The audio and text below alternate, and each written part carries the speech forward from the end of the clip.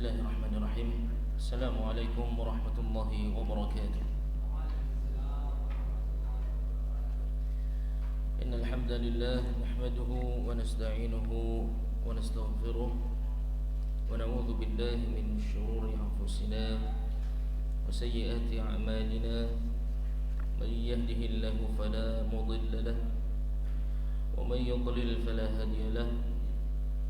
وأشهد أن لا إله إلا الله وحده لا شريك له وأشهد أن محمدا عبده ورسوله صلى الله عليه وعلى آله وأصحابه ومن تبعهم بإحسان إلى يوم الدين وسلم تسليما كثيرا. أما بعد.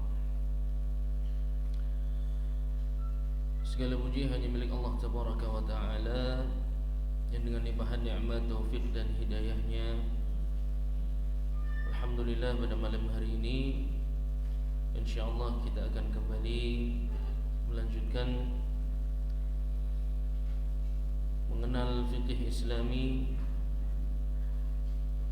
memperdalam peninggalan Nabi Muhammad sallallahu alaihi wasallam, yang mana para anbiya seperti kita sampaikan di pertemuan-pertemuan sebelumnya tidaklah mewariskan kepada umatnya emas dan perak, tapi mereka mewariskan al-ilm, yang mana dengan ilmu itu seorang hamba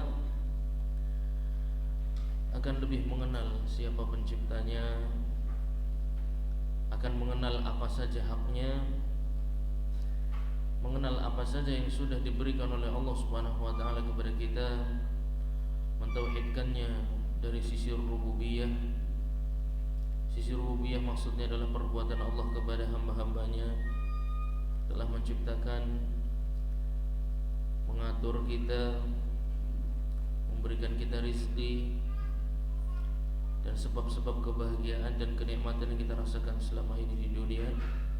Maka sudah seharusnya kita mentauhidkan Allah secara uluhiyah atas pemberiannya secara rububiyah. Maka secara uluhiyah kita agungkan hanya Allah Subhanahu wa taala. Kita hanya berharap kepada Allah Subhanahu wa taala. Kita gantungkan masa depan kita hanya kepada Allah Subhanahu wa taala, dan kita hanya takut kepada Allah Subhanahu wa taala. Dan yang menjadi tujuan kita adalah bertemu dengannya Subhanahu wa ta'ala. Inilah komitmen-komitmen tauhid seorang muslim ketika memahami rububiyahnya Allah Subhanahu wa ta'ala.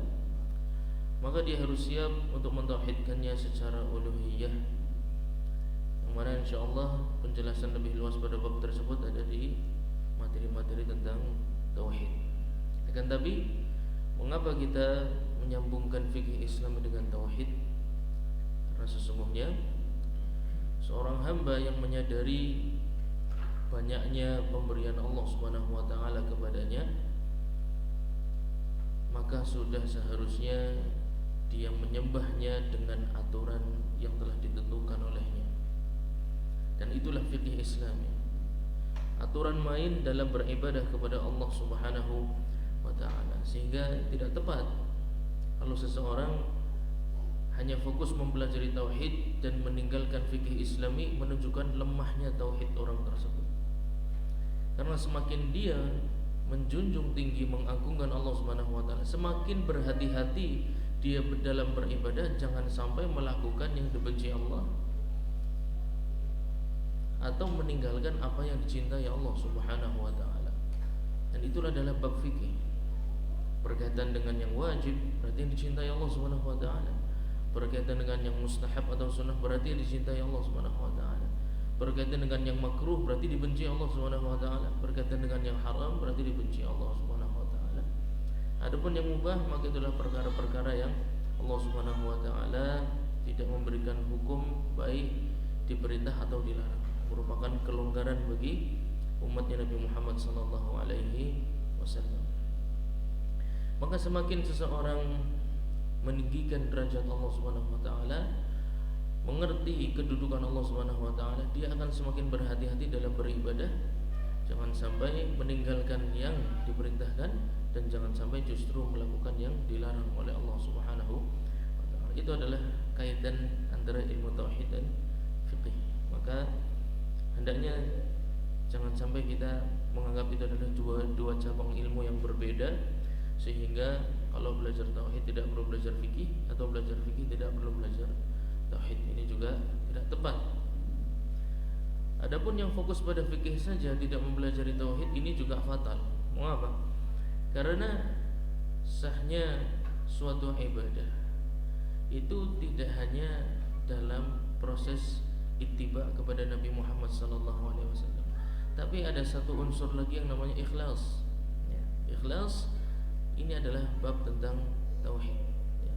Percuma kalau dia secara ibadah ittiba kepada Nabi Muhammad SAW, tapi secara akidah memiliki akidah-akidah yang syirkiyah, memiliki akidah-akidah yang batilah, sebagaimana yang banyak terjadi khilafiyah dalam masalah asma dan sifatnya Nabi Muhammad, asma dan sifatnya Allah Tabaraka wa Ta'ala, di mana beberapa kelompok mengatakan Allah Subhanahu wa Ta'ala memiliki sifat, tapi maknanya majhul, tidak ada maknanya. Kenapa? Kalau sifatnya diberi makna, maka akan sama seperti manusia. Ini adalah pemahaman-pemahaman yang menyimpang, sehingga Allah itu mendengar tanpa pendengaran, melihat tanpa penglihatan. Susah kan? Susah. Tinggi tanpa arah. Tinggi tanpa arah biasa juga. Di atas tapi bukan di atas. Gimana? Susah kan? Ya, mereka mengatakan sifatnya ada, tapi maknanya tidak bisa diketahui. Bagaimana maknanya tidak bisa diketahui? Ya. Sedangkan semua orang ketika berdoa hatinya menghadap kemana? Ke atas. Tidak bisa. Ini termasuk mentauhidkan Allah Subhanahu wa Ta'ala secara asma dan sifat. Kitab yang sangat recommended ya, antum harus bisa baca sebelum mati. Wah, mantap banget. Antum harus bisa baca sebelum mati. Nggak tahu matinya kapan ya, kita semua ajalnya kapan. Tapi kitab ini antum harus bisa baca sebelum antum wafat. Ana sudah sebut kitabnya, bahasa gaulnya sudah spill ya, Ana sudah spill kitabnya di pertemuan yang lalu. Kitabnya karya Al-Imam Ibnu Qayyim rahimahullah taala ya, yang berjudul apa? Madarijus Salikin Baina Manazili Iyyaka Na'budu wa Iyyaka Nasta'in. Itu kitab Masya Allah, luar biasa ya. Antum harus bisa baca itu, harus bisa, karena ngomong harus bisa. Mengapa? Karena itu akan membuka cakrawala dan wawasan antum dan hati antum seluas apa permasalahan tauhid uluhiyah, dan apa resiko-resiko yang terjadi di dalamnya, dan bagaimana nasib orang-orang yang menyelisihi mazhab Ahlus Sunnah wal Jamaah dalam permasalahan tauhid uluhiyah, asma dan sifat dan lain sebagainya. Terlebih lagi kitab itu adalah kitab yang ditulis untuk mensyarah salah satu ayat dari surat Al-Fatihah. Antum akan mengerti di dalam surat Al-Fatihah nanti akan disampaikan oleh Imam Al-Buhuti bahwasanya surat Al-Fatihah itu a'dhamu suratin fil Quran ya, sedangkan ayat kursi itu a'dhamu ayatin fil Quran ya. Antum ingat baik-baik ya, surat paling agung dalam Al-Quran adalah surat Al-Fatihah, dan ayat yang paling agung dalam Al-Quran adalah ayat kursi. Itu memiliki beberapa sisi yang perlu dijelaskan dalam beberapa kitab para ulama. Akan tapi di dalam surat Al-Fatihah ada satu ayat yang menjadi penghubung antara hamba dan Rabbnya ya, yang menjadi akad pemisah antara seorang musyrik dan seorang mukmin. Itu ada di satu ayat yang antum sering baca, iyyaka na'budu wa iyyaka nasta'in. Ayat ini membedakan antara mukmin dan musyrik. Kalau sekedar memuji Allah Subhanahu wa taala, kaum musyrikin Quraisy sudah duluan sebelum kita. Ya enggak? Sebelum diutusnya Nabi Muhammad sallallahu alaihi wasallam, la yaquluna Allah, kalau kamu tanya kepada orang kafir Quraisy, siapa yang menciptakan kamu? Mereka akan menjawab Allah. Ya. Yang ngasih kamu rezeki, mengeluarkan tanaman dari bumi, siapa? Mereka menjawab Allah. Jadi mereka memuji Allah itu sudah zaman dulu, sebelum adanya Islam. Makanya tauhid rububiyah di dalam beberapa kitab para ulama disampaikan itu permasalahan yang mujma' alaihi di setiap agama, di setiap manusia. Tapi yang membedakan antara mukmin dan musyrik itu yang namanya tauhid uluhiyah. Nanti insyaallah antum pelan-pelan akan meraba ya bagaimana sih konsep tauhid rububiyah dan konsep tauhid uluhiyah. Intinya sebuah kaidah yang ditulis oleh Al-Imam Ibnu Qayyim dalam kitabnya Madarijus Salikin. Tauhid rububiyah ini mengumpulkan semua manusia. Maksudnya apa? Semua manusia ini ciptaan Allah, semua manusia ini berada dalam kekuasaan Allah Subhanahu wa taala. Ini kan rububiyah, perbuatan Allah kepada menciptakan. Semua manusia diciptakan Allah bukan? Ya, berarti semua manusia itu masuk dalam masalah rububiyah. Tapi dalam masalah uluhiyah ini yang membedakan antara manusia yang satu dengan yang lain. Tauhid rububiyah menyatukan manusia, tauhid uluhiyah memisahkan manusia. Tidak bisa dibedakan antara mukmin dan musyrik kalau hanya masalah rububiyah saja. Tapi akan berbeda antara mukmin dan musyrik dalam masalah uluhiyah. Apalagi dalam masalah fikih. Masalah fikih itu masuk. Seorang bisa mukmin dan musyrik. Kapan? Ketika masalah yang mujma' alaihi, masalah yang ijma'. Masalah yang ijma' contohnya apa? Wanita menggunakan jilbab. Ya enggak? Ini masalah ijma'. Masalahnya disepakati para ulama, tidak ada khilaf dan belum pernah ada khilaf ya, tentang jilbab. Wanita menutup auratnya, khilafnya cuma terjadi di wajah, kedua telapak tangan dan kedua telapak kaki. Selain itu mujma' alaihi, wajib ditutup, tidak ada khilaf. Lalu muncul ada seorang mengaku alim ya, misal penghafal Quran, bahkan bisa membaca Al-Quran dengan menyebut ayatnya tepat pada posisinya ya. Bisa pojok kanan, pojok kiri, atas, bawah, tengah, halaman sekian.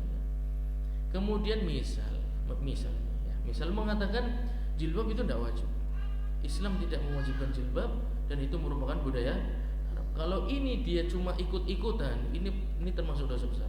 Tapi kalau dia meyakini memang seperti itu, dia keluar dari agama Islam. Mengapa? Ini masalah fikih, tapi masuk ke dalam perkara tauhid uluhiyah. Karena ini masalah ibadah. Masalah ibadah yang mujma' alaihi tidak boleh diselisihi. Kalau Anda menyelisihi dan meyakini pendapat yang menyelisihi tersebut, maka bisa dianggap keluar dari agama Islam. Ada muskilah ya. Jadi tidak semua bab fikih itu mudah. Kalau itu masalah yang ijma', perkara-perkara yang mujma' alaihi, antum harus hati-hati. Ya. Kalau perkara musik itu haram, halal kira-kira itu mujma' alaihi benar.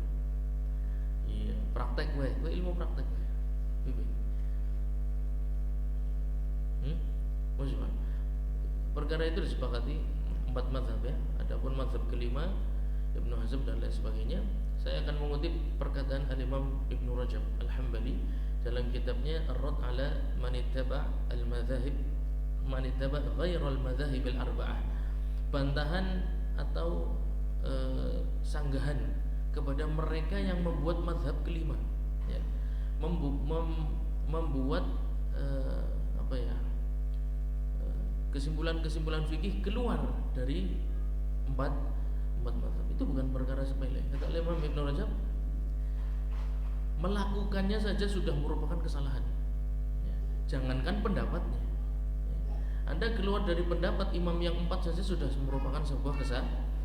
Mengapa? Karena Anda tidak kompeten. Masalahnya itu ya. Tidak ada orang yang kompeten setelah 4 orang tersebut. Buktinya apa? Mazhab itu banyak di zaman dahulu, bukan hanya 4 ya. Bukan hanya 4, 5, 6, 7, 8, 9, 10. Ada Al-Imam At-Tabari, ada Al-Hasan Al-Basri. Itu semua punya ijtihad sendiri ya. Tapi kata Imam Ibnu Rajab, coba kalian wahai para pembaca, tolong dicermati. Dari sekian banyak imam-imam ahli fikih di zaman emas tersebut, apakah semua karyanya abadi sampai 1000 tahun lebih? Apakah beberapa dari mereka hilang dan sisanya tinggal 4? Antum yang jawab. Iya enggak? Sisanya hilang ya, beberapa dari mereka, kebanyakan hilang dan Allah sisakan. Kira-kira ana maksudnya boleh? Kira-kira Allah memberi isyarat kepada kalian tidak sih wahai para pembaca?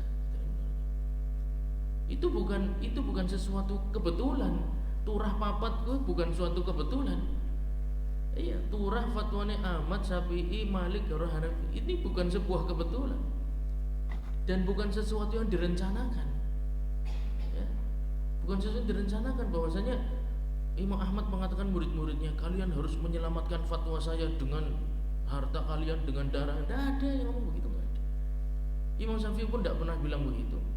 Bahkan Imam Malik sudah diminta oleh raja di zaman beliau, khalifah di zaman beliau, untuk kitab Al-Muwatta dijadikan rujukan fikih seluruh Hijaz. Ya, menjadi fikih negara. Muwatta ini layaknya sekarang menjadi fikih negara. Imam Malik menyetujui apa menolaknya? Apa katanya? Tidak bisa. Mengapa? Karena di luar sana banyak orang alim. Bisa jadi ilmu sampai kepada mereka, tidak sampai kepada saya.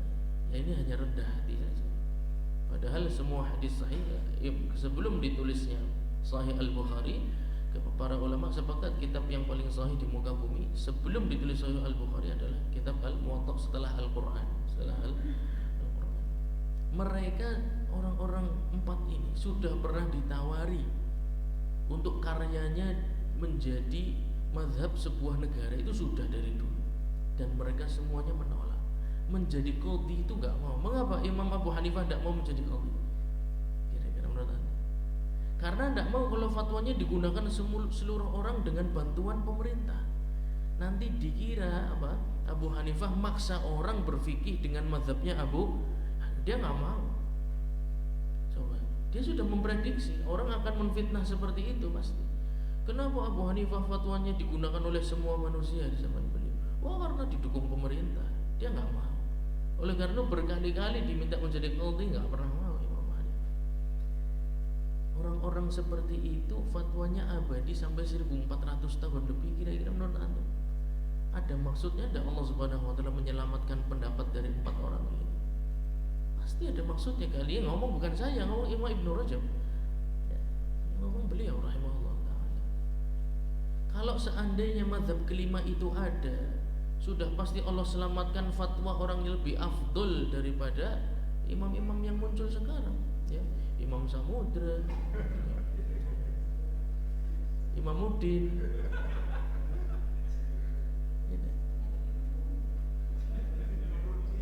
Nyatanya sekelas Imam At-Tabari pun fatwanya tidak Allah abadikan, coba. Al-Imam Al-Hasan Al-Basri yang semua kitab itu nukil perkataan beliau. Antum buka kitab agama apapun, pan hadis, pan sirah, pan fikih, pan akid, mesti muncul nama orang tersebut. Berkata Hasan Al-Basri. Benar tak? Saya mau tanya, apakah Allah abadikan fatwa beliau sampai 1000 tahun lebih? Tidak. Tidak seperti empat mazhab. Jadi ketika orang merendahkan bagaimana fikih hanya dikuasai empat, dikuasai apa sih? Mereka tidak pernah menguasai apapun dan tidak pernah berjuang untuk menguasai negara manapun. Tapi manusia yang menerimanya, manusia yang menyebarkannya dengan alasan hati mereka, bukan dipaksa, bukan dikongkon. Ya. Kono ngerjamain nanggane salatnya orang kaya kiye. Orang pernah dikaya gitu kan? Tidak pernah dibegitukan. Mereka natural alami. Itu sunnatullah yang Allah berikan dalam masalah fikih. Ketika Allah kata Imam Ibnu Rajab, nah ini nyambi mana-mana ya, ngobrolnya di mana-mana. Orang apa ya ben antum konsepnya. Jadi beribadah ada konsepnya. Ketika Allah Subhanahu wa taala berfirman, "Inna nahnu nazzalna dzikra wa inna lahu lahafizun." Antum paham maknanya kan? Kami yang menurunkan dan kami pula yang akan menjaganya. Buktinya Al-Quran sampai sekarang ada, ya, terjaga. Setiap ada kesalahan ada yang mengkoreksi. Tapi bermanfaat enggak? Yang diselamatkan Al-Qurannya saja, tapi pemahamannya tidak diselamatkan. Kira-kira bermanfaat enggak? Berarti kata Al-Imam Ibnu maning-maning bukan perkataan saya, ya. Saya cuma jari-jari dong. Aku ilmunya ilmu jari-jari. Saya bukan mujtahid, saya bukan faqih, ya. Saya cuma menukil perkataan para fuqaha, ya, dan para masyayikh. Al-Imam Ibnu Rajab mengatakan, dan merupakan kesempurnaan hikmah Allah Subhanahu wa taala ketika menjaga Al-Qur'an, menjaga pula pemahaman terhadap Al-Qur'an. Pasti kudu kaya kowe, orang mungkin tidak. Harus begitu. Ketika Allah menjaga Al-Quran, harus juga menjaga pemahaman terhadap Al-Quran. Salah satu pemahaman terhadap Al-Quran dalam masalah halal dan haram. Kira-kira antum sudah nyambung boleh bagaimana Allah menjaga 4 mazhab 1000 tahun lebih? Kira-kira gunanya gua apa wis? Untuk memahami Al-Quran apa pan gue dipai itu kira-kira? Pan gue dipai itu, harus sama melu mazhab ngerti apa? Mangan seganyo mangan segan. Ya. Memangnya mazhabnya Ahmad itu apa? Kalau kamu bermazhab dengan mazhabnya Imam Ahmad mazhabnya apa? Ini pertanyaan apa mani? Kalau kamu bermazhab dengan mazhab Syafi'i, emang Syafi'i mazhabnya apa? Angel maning sing makanya. Dia mengumatiri sesuatu yang dia jahil terhadapnya. Ya. Kalau kamu ingin meniru, tirulah para sahabat. Wahai manusia yang berbicara tanpa akal. Yang dikumpulkan Ahmad, Syafi'i, Malik, Abu Hanifah itu fatwanya para sahabat. Antum kira fatwanya para pendeta? Itu yang dikumpulkan mereka fatwanya para ante mindo gawe nih, ngerti? Pekerjaan itu coba Anda lakukan lagi, sudah pernah dilakukan oleh orang terdahulu yang jauh lebih ahli daripada Anda. Anda mindo gawe nih, wis ora ahli mindo gawe nih. Oleh karena itu ngesel pengangguran, ngesel wis ora hebat, ngesel awake dhewe ganggu wong. Iya ganggu orang, kenapa? Menyalah-nyalahkan kan? Ini yang mengatakan Imam Ibnu Rajab dalam kitabnya.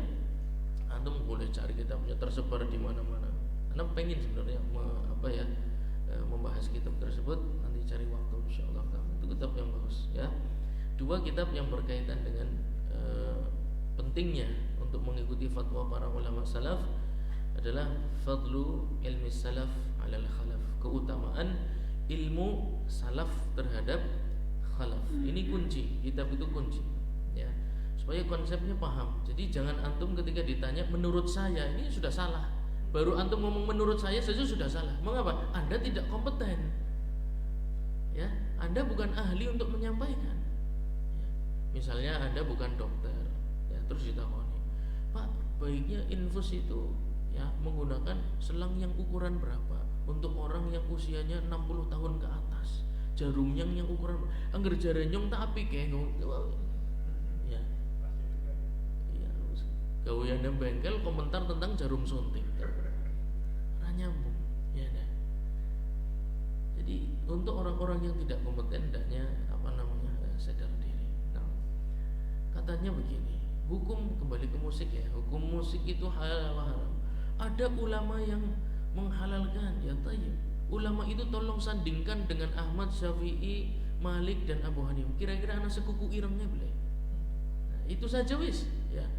Coba dibandingkan dulu seperti apa karya-karyanya dalam fiksi sehingga pendapatnya patut untuk kita jejerkan dengan pendapat mereka. Ya. Akhirnya Imam Ibnu Rajab mengatakan, kalau 4 mazhab itu sepakat, meskipun ada ulama lain yang menyelisih mereka, saya katakan masalah ini ijma. Meskipun antum tidak nerima, tidak apa-apa. Mengapa? Karena kuatnya prasangka saya kepada 4 orang ini dibandingkan orang yang setelahnya. Orang yang setelahnya kompetensinya semakin turun, jaraknya dengan para periwayat hadis semakin jauh ya. Dari zaman kebenaran semakin jauh, tidak pernah ketemu tabi'ut tabi'in. Tiba-tiba komentar menyelisihi 4 mazhab yang mana mereka ini bertemu periwayat hadis, bertemu murid-muridnya tabi'ut tabi'in, beberapa dari mereka termasuk tabi'ut tabi'in. Jadi jangan coba terlalu percaya diri ya. Jangan coba terlalu percaya diri. Apalagi tidak punya hafalan Quran, tidak punya hafalan hadis, kemudian mengatakan menurut saya yang rojih adalah masalah ini ya, ini. Itu muskilah. Secara perkataan saja tidak pantas ya. Tapi masalah itu banyak ya yang harus kita sampaikan. Itu adalah kunci-kunci untuk membuka pemahaman tentang fikih yang suatu hari semoga Allah mudahkan kita untuk membahas kitab-kitab ulama salaf tersebut. Baik. Kemarin sampai ke doa istiftah ya. Doa istiftah. Kamu sudah hafal doanya ya? Dilakoni tak karep ya. Thumma yastaftihu nadban ya. Kemudian disunahkan untuk beristiftah dengan doa Subhanakallahumma wa bihamdika wa tabaraka ismuk wa ta'ala jadduk wa la ilaha ghairuk. Sebelum kita tanya tentang maknanya, saya ingin bertanya dulu, mengapa Imam Ahmad memilih riwayat ini? Dan ingat ya, Imam Ahmad tidak melarang riwayat yang lain, tapi beliau melihat riwayat ini lebih kuat. Lafaz ini loh, ya. Lafaz ini lebih kuat dibandingkan lafaz yang lain. Kira-kira alasannya apa? Ada yang sudah nyatet di pertemuan yang lalu enggak? Apa alasannya?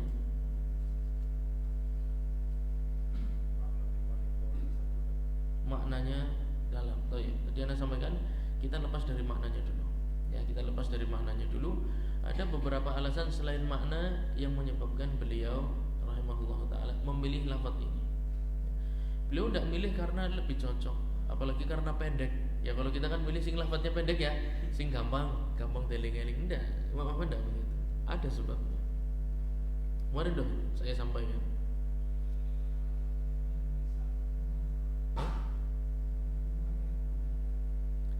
Berarti satu, dia hadis Nabi Muhammad SAW. Ya dah, lafadznya nabawi. Yang kedua, fatwa sahabi, dan sahabinya bukan main-main, Amirul Mukminin, ya. Dan dilakukan sendiri apa di depan sahabat yang lain? Di depan sahabat-sahabat yang lain tanpa ada pengingkaran. Menunjukkan lafaz ini diterima oleh beliau sebagai pimpinan kaum mukminin dan diterima oleh para sahabat. Ya. Itu saja sudah unggul. Dia lafaz nabawi. Dan dia fatwa sahabah, bukan hanya sahabi, sahabah, karena yang lain mengiyakan. Yang praktek satu orang, yang lain mengiyakan, berarti dia fatwa sahabah. Kemudian saya nukilkan juga kemarin perkataan Al-Imam At-Tirmidzi. Apa perkataan beliau? Sahih, ya. Al-amalu ala hadza. Ya. Lafaz doa istiftah banyak, tapi yang paling banyak diamalkan di zaman salaf lafaz yang ini. Ya. Tapi kan lafaz yang itu ya kaum mendang-mending ini banyak. Tapi ya. Kalau dicari alasan tarjih itu antum bisa merojihkan pendapat manapun. Saking bisanya kata Imam Malik ya, seandainya Abu Hanifah mengatakan tiang ini terbuat dari emas, kamu mesti percaya. Karena apa? Karena beliau bisa membuat antum percaya dengan dalil-dalil yang disampaikan. Kalau cuma sekedar merojihkan, antum bisa melakukannya. Oleh karena itu kita harus cari dasarnya dulu. Bagaimana sih perbuatan ulama salaf? Saya akan tanya, hadis itu tujuannya dihafal apa diamalkan? Saya mau tanya. Berarti pengamalan terhadap sebuah hadis mengambil posisi penting dalam menentukan mana lafaz yang lebih kuat. Ya dah, karena tujuannya diamalkan. Lah ini amalannya mereka para ulama salaf. Dan ini nggak bisa dikiaskan di zaman kita, ya. Perbuatan kita nggak bisa hujah. Kenapa? Ya, karena kita bukan siapa-siapa. Ketika Al-Imam At-Tirmidzi mengatakan ini amalan inda aktsari ahli ilmi minat tabi'in, coba kurang kuat apa? Ya. Ini amalannya kebanyakan ahli ilmu, bukan pedagang yang di pasar. Ya. Bukan, ini ahli ilmu. Minat tabi'in, dari golongan tabi'in. Kebanyakan mereka doa istiftahnya dengan lafaz ini. Apakah karena pendeknya, karena ringkasnya, atau karena itu mereka wariskan dari generasi sahabat? Kira-kira mereka dapat dari generasi sebelumnya. Para sahabat dapatnya dari mana? Dari Muhammad ibn Abdullah sallallahu alaihi wasallam, ya. Al-amalu ala hadza, ini adalah amalan inda aktsari ahli ilmi, dari yang diamalkan kebanyakan para ahli ilmu dari kalangan tabi'in, ya. Wa ghairihim, li'annahu sallallahu alaihi wasallam kana yastaftihu bidzalik, karena Nabi sallallahu alaihi wasallam dahulu membuka doa istiftahnya dengan doa yang ini. Memang yang ini saja tidak, ya. Kita katakan lafaz doa istiftah itu antum boleh pilih yang mana. Tapi kalau dipilih mana yang paling kuat, Imam Ahmad memilih ini, ya. pun mengikuti beliau. Ya. Kalau antum mau ikut silahkan, enggak juga nggak apa-apa, ya, tidak ada masalah. Wa amila bihi Umar, betul, ya. Dan juga tadi sampaikan ini langsung diamalkan oleh Umar di depan sengaja supaya para sahabatnya tahu ini loh yang aku pilih. Ini pilihannya Amirul Mukminin, pilihannya sahabat Nabi Muhammad SAW yang dimakamkan di sebelah makamnya Nabi Muhammad SAW. Ini bukan sahabat biasa, tentu ini sahabat yang istimewa. Walidzalika ikhtarahu al-Imam Ahmad dalam kitab Kasyaful Qina. Alasan inilah membuat Imam Ahmad memilih pendapat ini. Wajawaza ghairahu mimma warad. Dan beliau Imam Ahmad membolehkan ya antum membaca lafaz doa istiftah yang lain selama dia warad berasal dari Nabi Muhammad sallallahu alaihi wasallam. Agar gawe dewek ora ini ya. Tsumma yasta'idzu. Nah, kemudian setelah doa istiftah apa? Isti'adzah dalam kitab Kasyaful Qina disampaikan berdasarkan firman Allah Subhanahu wa taala, "Fa idza qara'tal Qur'ana fasta'idz billah." Ya. Kalau kalian membaca Al-Qur'an, maksudnya di sini adalah hendak membaca Al-Qur'an. Fiilnya fiil madhi, qara'tal Qur'an, tapi maksudnya adalah ketika kalian hendak membaca Al-Qur'an, fasta'idz billah. Fasta'idz di sini fiil apa? Fi'il apa? Ista'idz, ista'adza, yasta'idzu. Ista'idz fi'il amr. Fi'il amr berarti perintah. Ya. Berarti pada asalnya perintah hukumnya apa? Wajib. Berarti membaca isti'adzah hukumnya wajib. Antum menyelisihi fatwa 4 mazhab.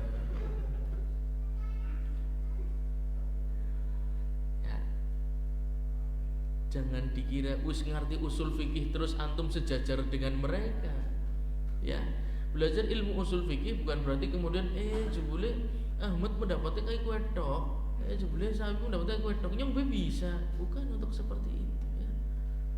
Karena yang antum tidak punya apa kira-kira? Kenapa saya katakan tidak mungkin antum belajar ilmu kitab usul fikih pan nganti berjilid-jilid, tetap tidak akan bisa selevel dengan mereka. Pertanyaannya mengapa? Kenapa? Antum harus bisa jawab kok. Kenapa saya tidak akan selevel dengan mereka? Hah? Tayyib. Ilmu usul fikih itu ilmu apa sih? Ilmu tentang cara menggunakan dalil. Ya, ilmu usul fikih itu adalah salah satu babnya di dalam yang paling penting adalah thariqatul istidlal. Cara menggunakan dalil. Jadi cara menggunakan dalil itu ada ilmunya. Itu ada di kitab usul. Cara menggunakan dalil antum bisa sama ilmunya dengan Imam Ahmad bisa. Kemampuan antum bisa mengimbangi, kecerdasan antum bisa mengimbangi. Yang antum tidak punya adalah jumlah dalilnya yang gak akan antum saingi. Ya enggak? Bekalnya yang tidak mungkin antum saingi. Al-Quran saja misalnya. Ya enggak? Mereka hafal beserta riwayatnya. Antum satu riwayat hafal? Belum. Dari situ sudah rampung ya, dari situ sudah rampung, orang pantas ya. Jadi aku pendapat Imam Ahmad lemah, orang pantas. Kenapa? Ya karena bekal untuk beristihadnya antum sangat kurang dan beliau sangat komplit ya, itu dari Quran. Belum hadisnya yang antum hafal berapa hadis? 40 hadis Arba'in Nawawi hafal? Belum juga ya. Dan beliau paling tidak 1 juta hadis. Dan beliau tahu mana yang sahih dan dhaif, dan beliau tahu seluruh kondisi perawi hadis. Itu yang antum tidak punya, gitu loh. Plus bukan hanya hadisnya, beliau juga punya hal-hal yang menguatkan hadis Nabi Muhammad SAW. Apa itu? Fatwa para sahabat. Urung rampung. Beliau juga punya fatwa para tabiin.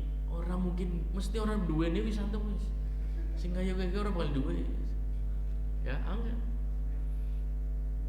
Dan beliau menyaksikan ya, perbuatan amal ibadah di zaman generasi angger antum mung jare angger beliau lihat sendiri Misalnya kemarin saya sudah singgung tentang puasa 6 hari di bulan Syawal. Antum hadisnya sahih, jangan berpendapat dengan pendapat Imam Malik. Imam Malik itu nggak ngerti apa-apa, ya. Pendapatnya lemah. Yang kuat adalah tetap. Kata Imam Malik apa? Saya lihat sendiri dengan kedua mata saya. Tidak ada golongan tabi'in puasa 6 hari di bulan Syawal. Pan ngomong apa? Tidak alimnya, tidak syekhnya, tidak ustadznya, tidak kiainya, tidak muridnya. Nggak ada orang makanya pimpin. Bagaimana saya akan menggunakan hadis ini sedangkan diamalkan saja tidak oleh para ulama salaf. Itu yang antum tidak punya. Ya, makanya boleh saja saya kurang-kurangilah untuk mengatakan menurut saya yang rojih adalah ini, itu nggak pantas. Menurut saya ini sudah salah, ya. Belum bicara lafadznya, tapi menurut saya ini sudah salah karena Anda bukan siapa-siapa, ya. Katakan saya mengikuti fatwanya ulama Syafi'i, tidak ada masalah, ya, taklid, tidak ada masalah. Saya lebih condong kepada mengapa? Ya orang apa, ya, nggak usah. Ya karena lebih kuat nih, salah lagi, ya. Karena bisa jadi yang kuat yang sana, ente yang lemah. Ya. Jadi katakan rendah hati, dengan rendah hati katakan saya lebih milih pendapat beliau. Bukan karena saya bisa milih-milih, karena saya pahami pendapat kuat dok silanya orang mudeng, yang pendapat mudengnya sih kuat dok, ya, orang apa? Kembali lagi, ya, ilmu usul fikih itu indah. Kenapa? Karena antum akan diajari bagaimana isi kepalanya para mujtahid, ya. Dimensi caranya istinbat. Oh, kalau ada huruf fa, ada idza syartiyah, maka setelahnya jawab syartiyah, ya. Kalau terpenuhi maka hukumnya wajib. Maka di sini menggunakan fi'il amr, fasta'id billah. Ini amr hukum asalnya adalah wajib. Ya ada sih ulama yang mengatakan wajib, tapi sangat sedikit, ya, sangat sedikit. Yang masyhur dari mazhab semuanya adalah mengatakan hukumnya sunnah. Padahal menggunakan fi'il amr. Dasarnya apa? Dasarnya fatwa para sahabat. Dasarnya perbuatan para tabi'in. Mereka akan mengartikan hadis-hadis Nabi Muhammad SAW dan akan memberikan penjelasan kepada antum makna dari setiap ayat Al-Quran. Dan itu merupakan kesempurnaan penjagaan Allah Subhanahu wa taala terhadap Al-Quran. Dijaga pula cara memahaminya. Bukan hanya lafadznya yang dijaga, tapi cara untuk memahaminya pun Allah Subhanahu wa taala jaga. Terlebih lagi urusan halal dan haram Allah juga jaga. Wa kaifa ma ta'awwadha bihi min al-warid fa hasan, ya. Bagaimanapun dia menggunakan lafaz ta'awudz maka sah selama warid. Warid itu ada dasarnya dari Nabi Muhammad sallallahu alaihi wasallam. Lafaz yang lain apa? A'udzu billahi as-sami' al-alim minasy syaithanir rajim, ya. Lafaz ini hadis dari Sa'id Al-Khudri, dari Sa'id marfu'an. Abi Sa'id Al-Khudri marfu'an, a'udzu billahi as-sami'il 'alim minasy syaithanir rajim. Qala At-Tirmidzi, Al-Imam At-Tirmidzi mengomentari hadis ini, huwa ashharu haditsin fil bab. Kalau antum percaya lafaz a'udzu billahi samil alim minasyaitonir rajim ini lafaz yang lebih masyhur dalam ilmu hadis, ya, dibandingkan lafaz a'udzu billahi minasyaitonir rajim. Samil alim lebih masyhur. Lakin akan tetapi kenapa lafaz ini tidak dipilih Imam Ahmad? Dha'afahu Ahmad. Imam Ahmad melemahkan hadis yang a'udzubillahi sami'. Kalau imam yang lain mensahihkan gimana? Ya sudah, enggak apa-apa.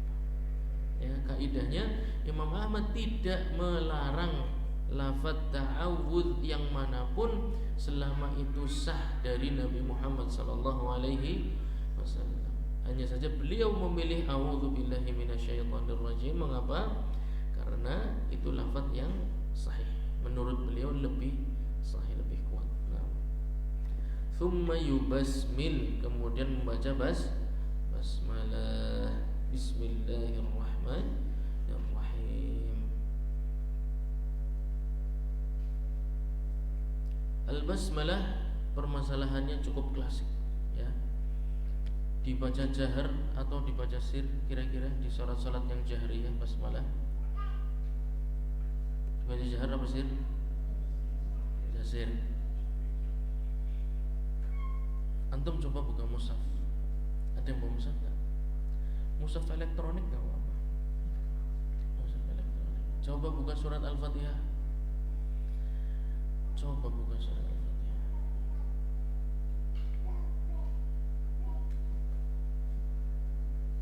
Ya. Coba buka surat Al-Fatihah.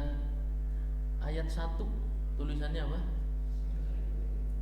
Ayat 2 pertanyaan, kenapa antum di ayat kedua suarane krungu, di ayat pertama suarane ora krungu? Kan sama-sama Al-Fatihah, ya enggak? Itu antum baca sendiri. Ayat pertama adalah Iben jawaban antum berarti ganti mazhab, ganti pendapat. Antum harus tahu alasannya. Mengapa disirkan dan mengapa dijaharkan? Mengapa dijaharkan? Karena dia bagian dari surat Al-Fatihah. Karena ketika antum di ayat kedua Alhamdulillah jahar, harusnya di ayat pertama pun jahar dong. Itu semua kan Al-Fatihah, ya dah.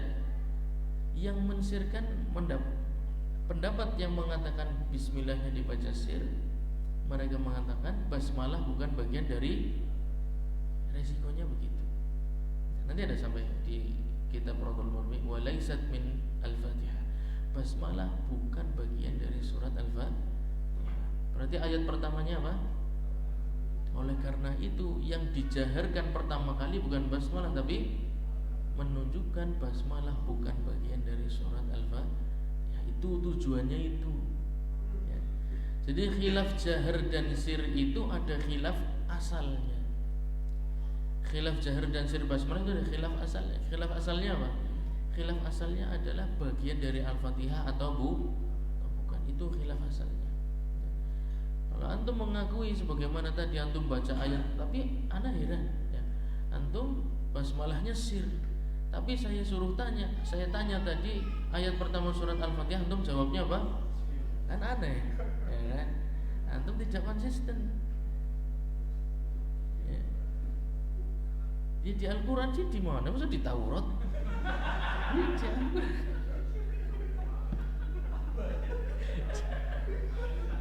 Nah, angel ya, angel.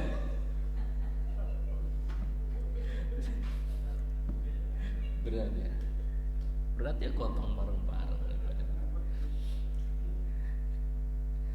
Ya, jadi kalau ditanya Bismillahnya sir, iya. Tapi tanya lagi, coba ayat pertama surat Al-Fatihah apa? Bismillahirrahmanirrahim. Nah, ya konsisten berarti. Ya dah.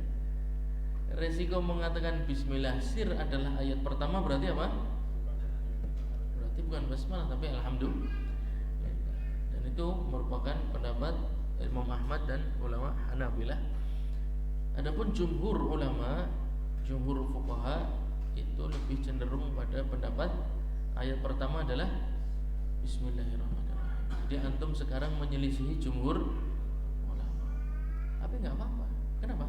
Karena salafnya antum Imam Ahmad selevel dengan jumhur fuqaha gitu. Boleh gitu loh. Ahmad milih Syafi'i tidak ada masalah.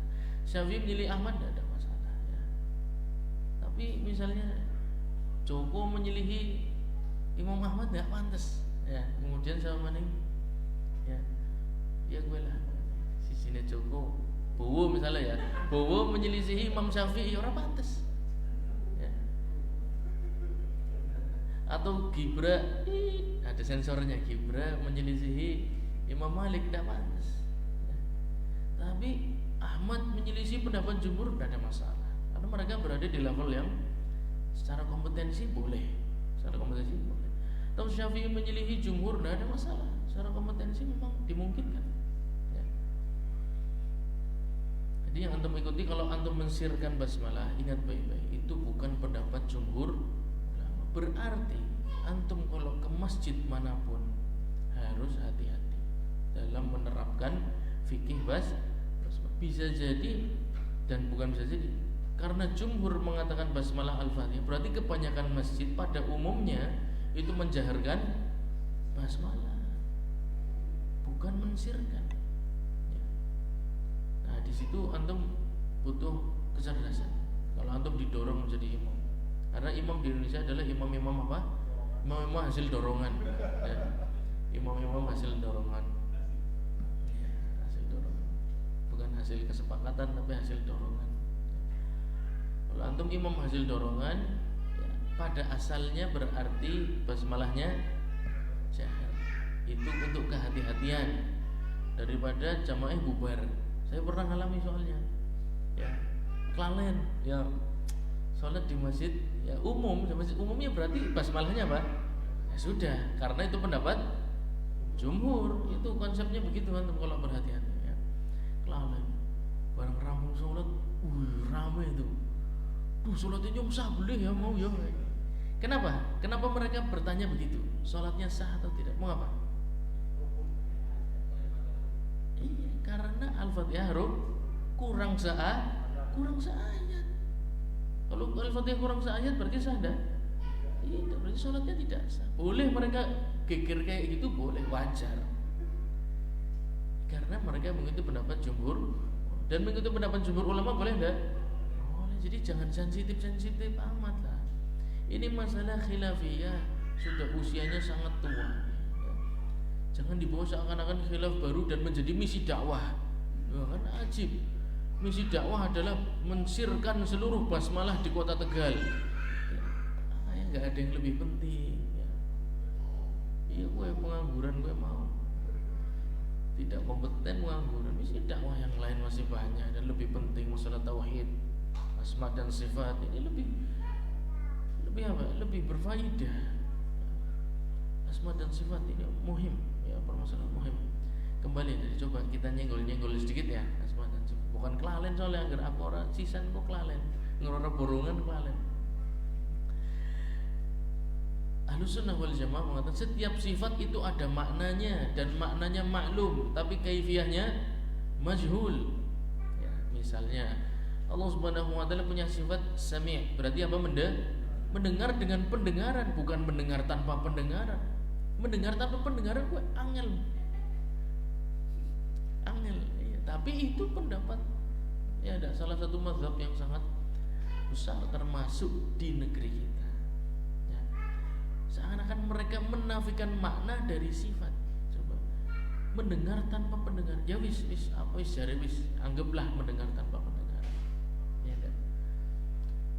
Melihat tanpa penglihatan,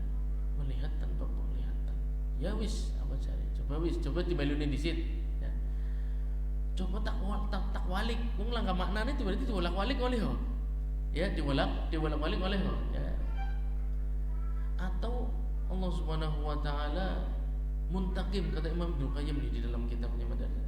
Muntaqim itu maha membalas, mengiqab, menghukum, ya. Tanpa sifat menghukum tanpa sifat menghukum. Angel kan? Menghukum tanpa sifat. Ke angel maning, ya kan? Angger laka maknane kata Imam Ibnu berarti oleh diwolak-walik. Laka maknane sih enggak ada bedanya dong. Enggak ada maknanya berarti oleh diwolak-walik boleh. Alhamdulillahirabbil alamin, tak gantilah. Alhamdulillahil muntaqim misalnya, ya. Segala puji bagi Allah yang maha menghukum. Oleh bisa nih oleh laka maknanya sih berarti oleh diwolak-walik kok. Agar ente mengatakan orali diwolak-walik berarti ada maknanya. Tidak bisa melihat tanpa penglihatan itu tidak bisa diterima. Wong ada maknanya. Satu poin.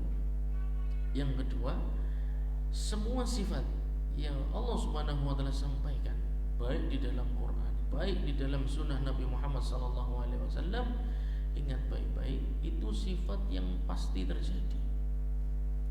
Misalnya, ya, Sami'allahu liman hamidah.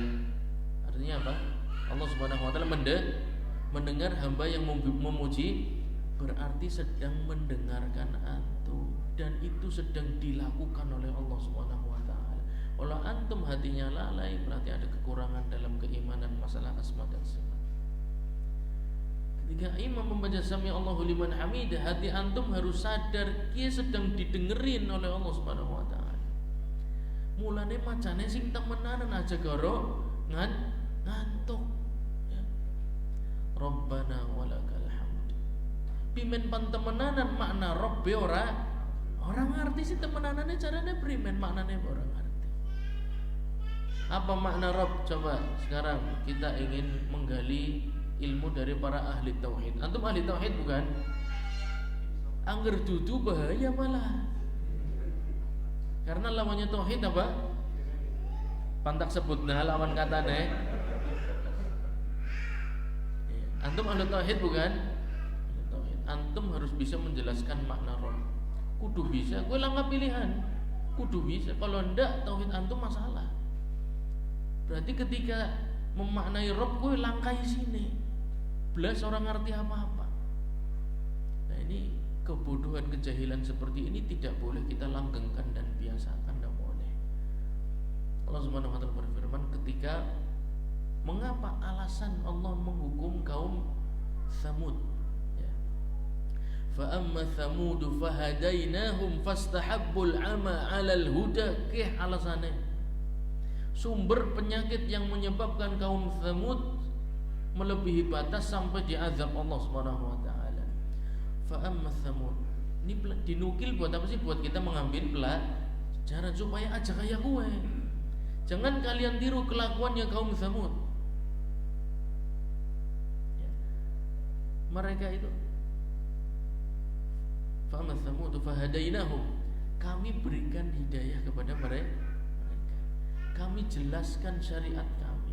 Kami kasih tahu jalan menuju kami, kasih tahu semua jalan keselamatan. Fastahabbul ama 'alal huda, tapi mereka memilih tidak mempelajari apa yang sudah kami berikan kepada mereka. Berapa banyak orang Islam kondisinya kelakuannya kayak gue. Dikasih Quran ini hidayah bukan? Sunnah hidayah, tabi'in fatwanya hidayah, sahabat hidayah, penjelasan para ulama hidayah. Sekarang kaum muslimin yang bisa baca kitab para ulama akeh sing bisa apa akeh sing ora bisa, saya mau tanya.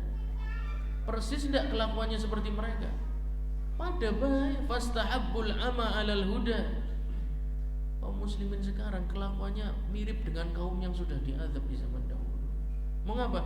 Lebih memilih bodoh daripada tahu apa yang diajarkan oleh Allah Subhanahu wa taala.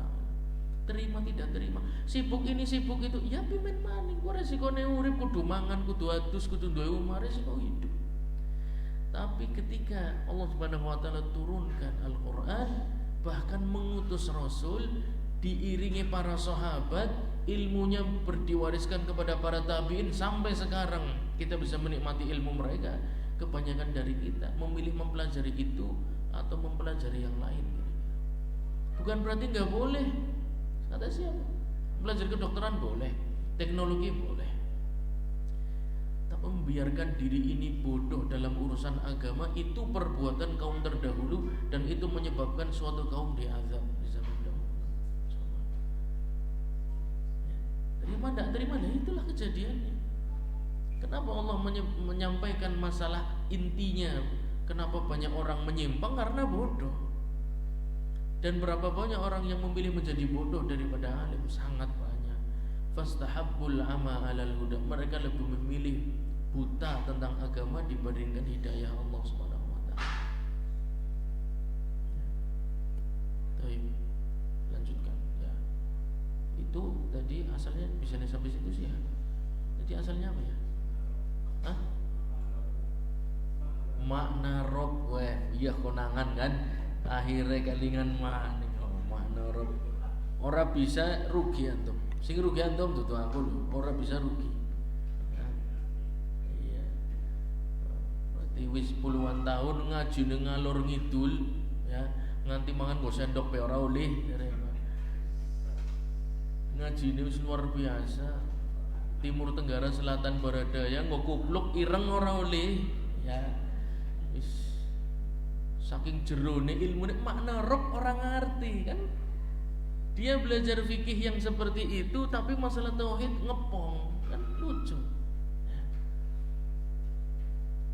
Pondasinya dulu makna Rabb. Siapa yang mau angkat tangan, siapa yang ingin menyelamatkan dirinya dari kebodohan, silahkan sampaikan ilmunya dan ajarkan kepada teman-temannya. Makna Rabb itu banyak, sebutkan satu aja, nanti yang lain nambahin satu.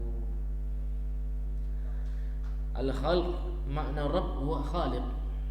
Yang pertama, ya, tak kasih kunci lagi nih.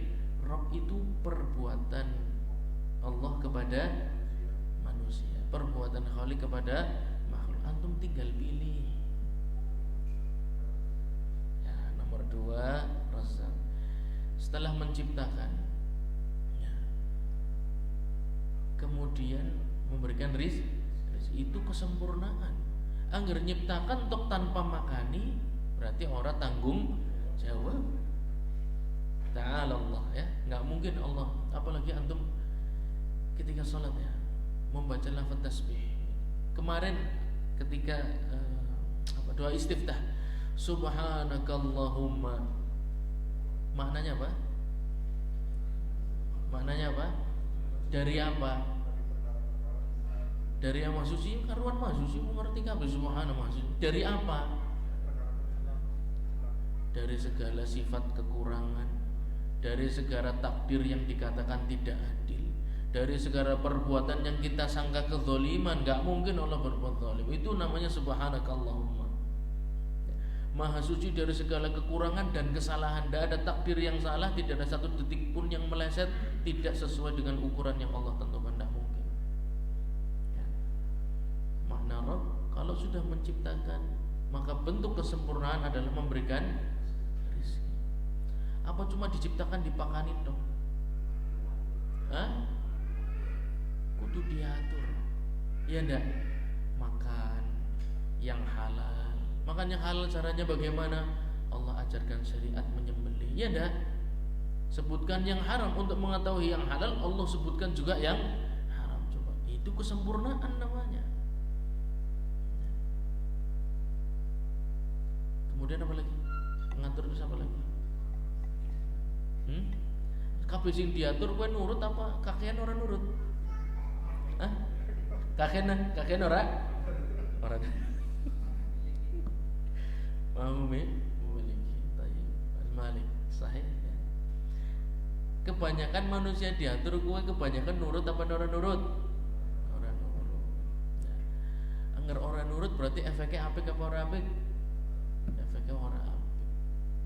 Tapi Allah itu, kata para ulama, selain mengatur mudabbir, Allah Subhanahu wa taala juga muslih, ya, mengatur dan memperbaiki manusia. Angger wis akeh salahe dikongkon tobat. Kalau hatinya kosong dan jauh dari Allah Subhanahu wa taala, wa minal laili fatahajjad bihi nafilatan, ya dah, asa ayyab'atsaka rabbuka maqaman mahmud. Angger menjadi orang yang terlalu jauh, terlalu hina, terlalu rendah, ada cara untuk bangkit. Isi malam-malammu dengan ibadah. Allah angkat derajat kamu di dunia dan di akhirat. Ada cara muslih. Itu kesempurnaan namanya. Diatur orang bisa. Lah kan orang bisa diatur, lu nggak mana? Orang apik. Itu sifat yang tidak bagus. Ya enggak? Allah tidak mungkin meninggalkan hambanya, nggak mungkin. Begitu ada hamba yang pengen jadi baik, Allah ajarkan cara untuk menjadi baik. Ketika antum imam baca sami'allahu liman hamid, pertama yang harus antum tahu berarti Allah sedang apa? Muni ngantuk, ngomongnya orang semangat, sholatnya gelambiar, ya sungguh orang yang memiliki tauhid yang sangat-sangat lemah. Mengapa? Wong antum ketika ngerti, anak telepon sing sama sing RI 1. Jare pengen ngerti, antum ada informasi apa? Berarti pan krungokno ya. Antum cerita dawa nemen di Tegal kondisi politik seperti ini. Partai A, partai B, partai C.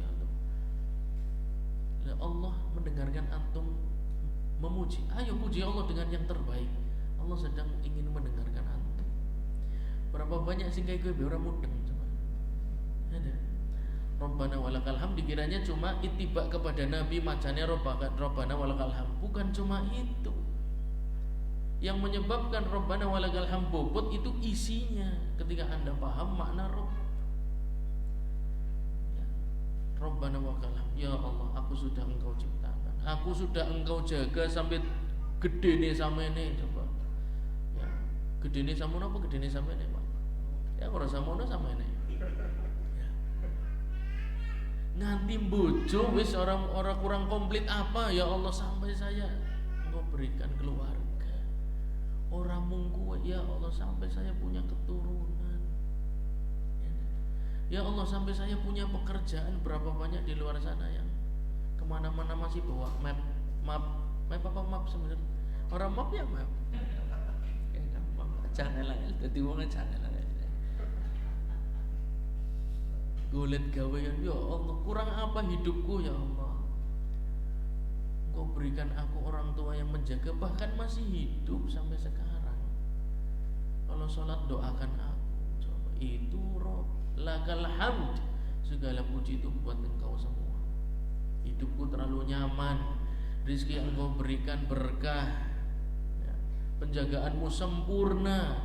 Bahkan aku diberi kesempatan mengenal warisannya Nabi Muhammad sallallahu alaihi wasallam. Dengan itu aku jadi paham makna Rabb, makna ilah.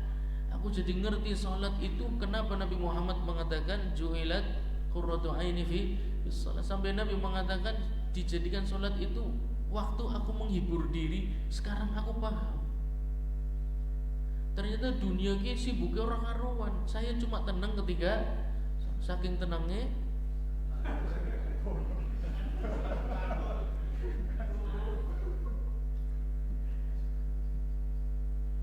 tenang dan khusyuk, maksudnya bukan tenang yang terlalu tenang, tapi tenang yang khusyuk. Imam Ibnu Qayyim itu, ya, salah satu tanda antum memiliki tauhid asma wa sifat, hati antum hidup ketika Allahus Sami'un Alim. Allah sedang mendengar semua perkataan. Mulane macane sing apik. Ya, baca Qur'annya yang bagus. Kenapa? Takbirnya yang bagus. Kenapa? Allah Sami' sedang mendengarkan bacaan. Alim, hatinya jangan sampai mikir liane. Takbiratul intiqal, lafadznya Allahu Akbar. Ya enggak? Takbiratul ihram, Allahu Akbar. Mau ruku, Allah. Antum seakan-akan diingatkan terus dalam salat berapa kali takbiratul intiqal bahwasannya tidak ada urusan yang lebih penting daripada Allah Subhanahu wa taala. Awal takbiratul ihram tak sadar loh. Barang waladolin amin itu mulai yo, pikirannya mana-mana. Tapi Allah selamatkan. Itu yang saya katakan musleh tadi. Allah tahu kakek hambanya mesti belandran, tapi Allah arahkan supaya lempeng maning. Takbir, Allahu Akbar. Oh iya, sih paling penting Allah. Orang sedang gelambiar maning, rukuk. Subhana rabbiyal azim. Semana-mana kesuwen imamnya, ya kan? Antum pikirannya semana-mana. Gelambiar maning kan? Wah, Allah sedang mendengarkanku. Balik maning. Pikiran sing wis gelambiar ketika ketemu takbiratul intiqal Allahu Akbar, balik maning. Pikiran wis maring dindi ruku kesuwen sami Allah liman hamidah, balik lagi. Itu tanggung jawab Allah kepada hamba-hambanya. Jadi tidak ada kata yang sempurna kecuali alhamdulillahirabbil alamin. Selangkah maning. Insyaallah salat antum penuh dengan kehidupan, kenikmatan, hiburan, menyenangkan, ya. Bukan berarti enggak boleh piknik, ya. Nggak boleh healing, boleh healing, ya. Pasang tenda di pinggir sungai, makan roti tamis, ya, full, bawa nasi kebuli, boleh. Yang penting apa? Ngejak. Yang penting.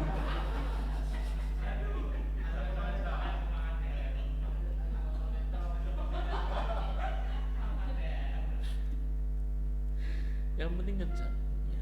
Tapi dijawab maning, aku ngejak bojone dhewek. Ayo. Sampai mana tadi? Wis pirang jam ya? Setengah. Cuil maning wis, ya. Tayyib. Tsumma yubasmillah. Khilaf dalam masalah bismillah. Tentu hadisnya masyhur, ya.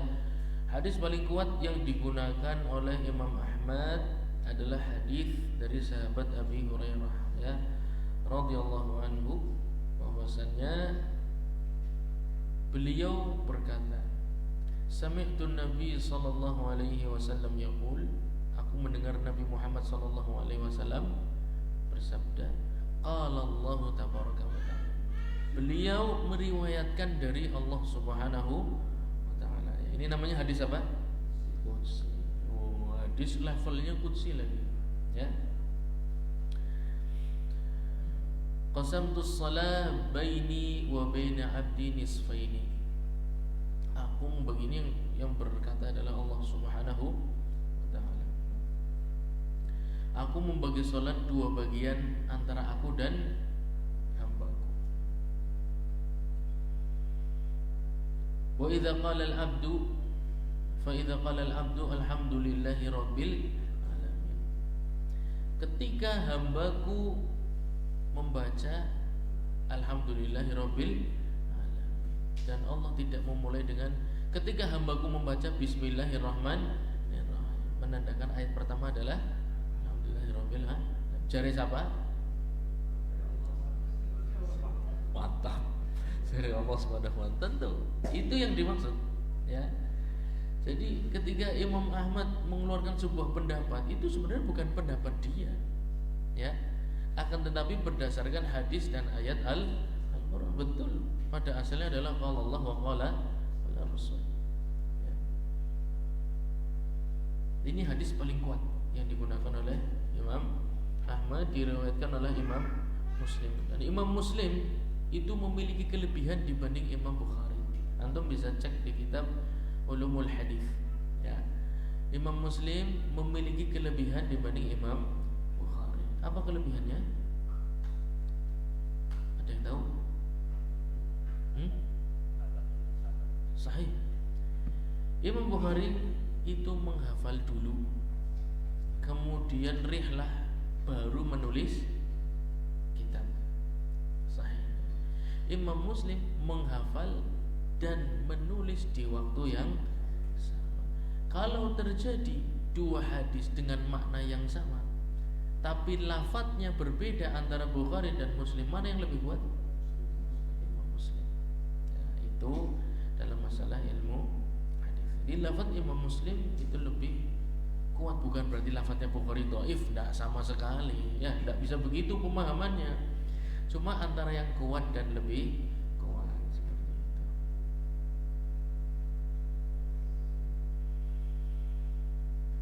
Itu tadi kita sampaikan bahwasannya